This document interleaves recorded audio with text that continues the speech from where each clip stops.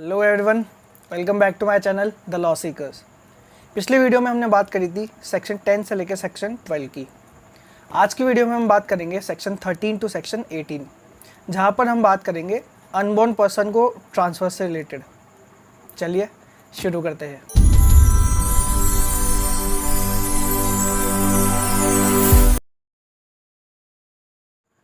Section 13 बात करता है कि अगर आपको एक प्रॉपर्टी अनबॉर्न पर्सन को देनी है तो आप कैसे देंगे।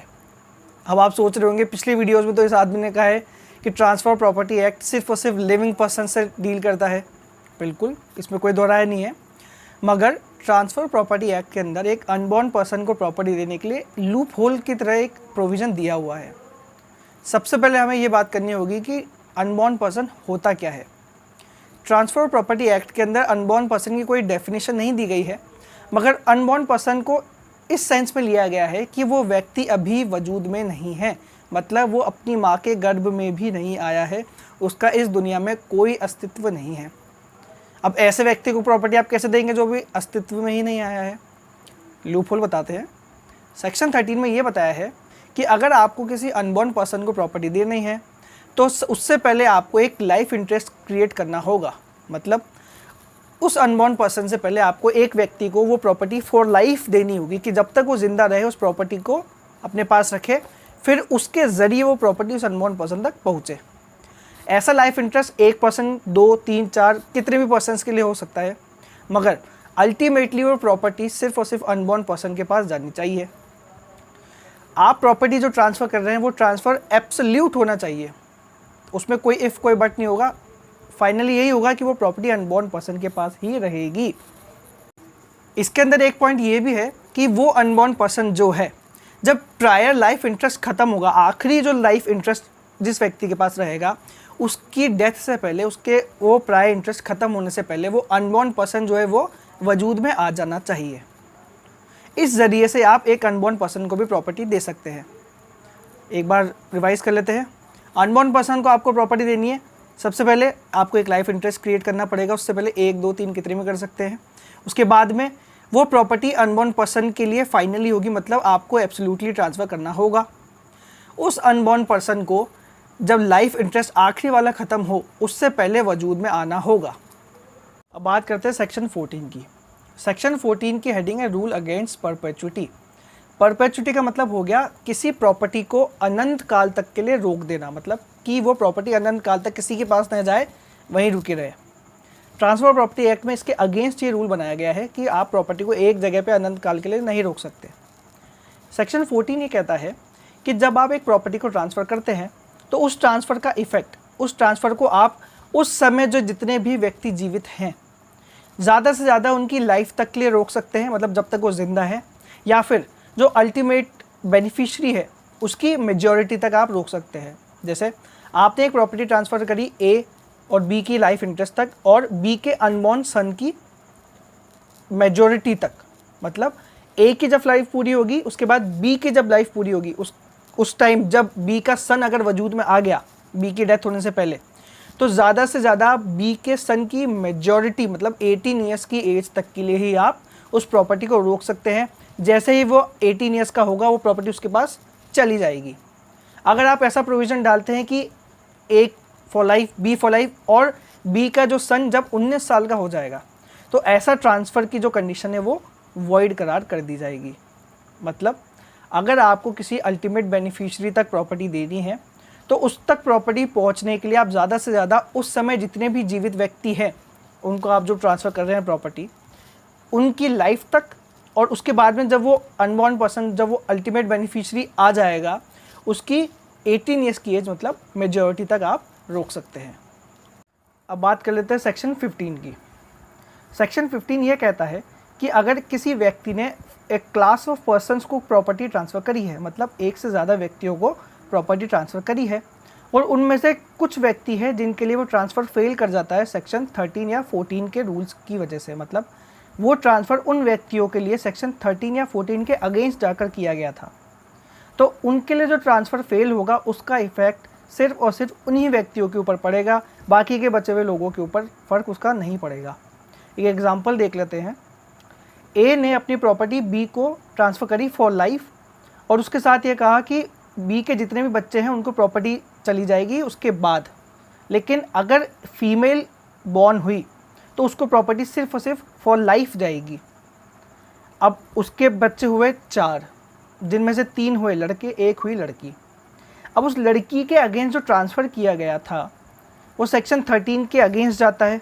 सेक्शन 13 में कहा है कि अनबॉर्न पर्सन को जब आप प्रॉपर्टी देंगे तो वो हमेशा एब्सोल्युटली ट्रांसफ़र होगी, कोई इफ़ बट नहीं होगा। इस एग्जांपल में ऐसा हुआ कि 3 लड़कों को तो एब्सोल्युटली दे दी गई, लेकिन जो लड़की हुई उसके लिए बात ये पहले ही कह दी गई थी कि उसको प्रॉपर्टी सिर्फ और सिर्फ फॉर लाइफ दी जाएगी। इस वजह से उसके लिए जो ट्रांसफ़र था अकॉर्डिंग टू सेक्शन 13 वो नल हो गया, फेल कर गया। लेकिन जो 3 लड़के बचे हैं वो उस प्रॉपर्टी को ले लेंगे, क्योंकि उनके लिए जो ट्रांसफ़र था वो सेक्शन 13 या 14 के अगेंस्ट नहीं था। अब बात कर लेते हैं सेक्शन 16 की। सेक्शन 16 में यह कहा गया है कि अगर कोई प्रॉपर्टी ट्रांसफ़र करी गई अ क्लास ऑफ पर्सनस को, अब उनमें से कुछ व्यक्ति या पूरी क्लास के लिए वो ट्रांसफ़र फेल कर जाता है because of rules of section 13 and section 14, मतलब अनबॉर्न पर्सन और परपेचुइटी वाली जो रूल है उनकी वजह से वो ट्रांसफ़र फेल कर जाता है। और उस ट्रांसफ़र के अंदर एक सेम ट्रांजैक्शन के अंदर ये कहा गया था कि अगर पहला वाला फेल करता है तब ये सब्सिक्वेंट ट्रांसफ़र हो जाएगा। तो अकॉर्डिंग टू सेक्शन 16 अगर प्रायर ट्रांसफ़र फेल करता है according to rules of section 13 and 14, तो जो सब्सिक्वेंट ट्रांसफ़र था वो भी वॉइड करार कर दिया जाएगा। एग्जांपल लेते हैं, ए ने प्रॉपर्टी ट्रांसफ़र करी बी को, कि बी को फॉर लाइफ प्रॉपर्टी ट्रांसफ़र करते हैं और बी के जो बच्चे होंगे उनको प्रॉपर्टी ट्रांसफ़र करते हैं, लेकिन जब वो 25 साल के हो जाएंगे तब उनके पास प्रॉपर्टी चली जाएगी। और अगर उनमें से कोई भी 25 साल पूरे नहीं कर पाता तो प्रॉपर्टी जाएगी सी के पास। अब क्या हुआ, हमने प्रॉपर्टी ट्रांसफ़र कर दी, बी को चली गई फॉर लाइफ, लेकिन हमने जो उसके अनबॉर्न पर्सन को प्रॉपर्टी दी उस पर हमने ये रूल लगा दिया कि जब वो 25 साल के होंगे तभी वो प्रॉपर्टी उनके पास चली जाएगी। तो ये तो सेक्शन 14 रूल्स अगेंस्ट प्रॉपर्टी के अगेंस्ट हो गया, क्योंकि इसमें बोला गया है कि मैक्सिमम आप मेजॉरिटी तक रोक सकते हो, 18 साल की एज तक रोक सकते हो। तो ऐसा ट्रांजैक्शन सेक्शन 14 की वजह से फेल कर गया। इस वजह से जो सी को प्रॉपर्टी मिलने वाली थी बेचारे को, जिसका कोई दोष नहीं है, उसका जो ट्रांजैक्शन है वो भी फेल कर जाएगा। सेक्शन 17 की हेडिंग आप जब पढ़ेंगे तो लिखा हुआ है डायरेक्शन फॉर एक्यूमुलेशन। सेक्शन 17 के अंदर यह कहा गया है कि जब आप प्रॉपर्टी ट्रांसफ़र करेंगे तो उससे आने वाली इनकम के ऊपर आप थोड़ी सी रोक लगा सकते हैं, मतलब कि वो एक जगह इकट्ठी होती रहे, जो ट्रांसफ़र ही उसके पास नहीं जाए। मतलब एक तरीके से ये इन्जॉयमेंट के ऊपर रोक नहीं हुई। हाँ, बिल्कुल सही बात है, इन्जॉयमेंट पर रोक हो रही है। तो पिछले वीडियो में तो कुछ और कहा था, सेक्शन 11 के अगेंस्ट नहीं जा सकते। हाँ, बिल्कुल सही बात है, लेकिन सेक्शन 17 के अंदर ये कहा गया है कि ज़्यादा से ज़्यादा 2 लिमिट दी हुई है, तब तक आप लगा सकते हो। मतलब ये एक सेक्शन 11 का एक्सेप्शन ही है। ज़्यादा से ज़्यादा जो लिमिट है वो 2 क्या है, आप ट्रांसफरर की लाइफ, मतलब जब तक ट्रांसफरर जीवित है तब तक के लिए ही आप ऐसी रोक लगा सकते हो। ठीक है, चलो मान लिया। दूसरी ये है कि आप ज़्यादा से ज़्यादा 18 ईयर्स के लिए लगा सकते हो। इन दोनों में से जो पीरियड लॉन्गर होगा उसके लिए आप लगा सकते हो रोक, मतलब तब तक आप प्रॉपर्टी की जो इनकम है वो एक्यूमुलेट होने के लिए रख सकते हो। ठीक है, अब इस चीज़ का भी एक्सेप्शन है। सेक्शन 17 में जो 2 लिमिट दी गई है इनकी भी एक्सेप्शन दी गई है। मतलब जो ट्रांसफरर के डेट्स हैं उनको चुकाने के लिए अगर आप एक्यूमुलेट कर रहे हो इनकम तो उसके ऊपर कोई लिमिट नहीं है, आप कितने भी टाइम तक एक्यूमुलेट कर सकते हो।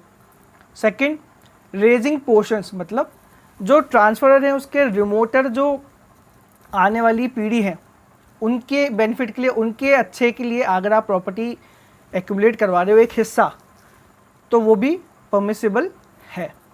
तीसरी बात, प्रॉपर्टी के प्रिजर्वेंस और मेंटेनेंस के लिए, मतलब वो प्रॉपर्टी का प्रिजर्वेंस होता रहे, मेंटेनेंस लगातार चलता रहे, वो टूट फूट नहीं हो, वो कुछ ख़राब नहीं हो, तो उस पीरियड के लिए आप कभी भी कितने भी पीरियड तक के लिए एक्यूमुलेट कर सकते हो प्रॉपर्टी। मतलब सेक्शन 17 सेक्शन 11 का एक्सेप्शन हो गया कि आप एन्जॉयमेंट के ऊपर रोक लगा सकते हो, इनकम एक्यूमुलेट कर सकते हो, मैक्सिमम ट्रांसफरर की लाइफ या 18 ईयर्स जो भी लंबा पीरियड होगा तब तक। और उस पीरियड के ऊपर 3 एक्सेप्शन ये है कि डेट चुकाने के लिए, पोर्शंस रेज करने के लिए बच्चों के लिए, और प्रॉपर्टी के स्वयं के मेंटेनेंस और प्रिजर्वेंस के लिए। सेक्शन 18, सेक्शन 18 में ये कहता है कि सेक्शन 14, 16 और 17 के अंदर जो पाबंदियाँ लगाई गई हैं वो वैलिड नहीं होंगी, वो रोक नहीं लगा सकेंगी अगर ट्रांसफ़र किया गया है पब्लिक के रिलीजन, नॉलेज, कॉमर्स, हेल्थ या सेफ्टी के एडवांसमेंट के लिए। अगर अल्टीमेट जो उसका गोल है वो पब्लिक का बेनिफिट है तो ऐसे ट्रांसफ़र के ऊपर सेक्शन 14, 16 और 17 के अंदर लगाई हुई पाबंदियाँ लागू नहीं होंगी। आज के लिए बस इतना ही। उम्मीद करता हूँ ये वीडियो आपको पसंद आया होगा। अगर आपको वीडियो पसंद आया है तो इस वीडियो को लाइक करें, मेरे चैनल को सब्सक्राइब करें, बेल आइकन को प्रेस करें ताकि मेरे आने की खबर सबसे पहले आप तक पहुँचे। और अपने जितने भी सुझाव हैं मुझे कमेंट सेक्शन में ज़रूर बताएं। इससे पहले के वीडियो देखने के लिए डिस्क्रिप्शन बॉक्स में मैंने लिंक दिया हुआ है, उनको ज़रूर देखें। आज के लिए बस इतना ही। जय हिंद, जय भारत।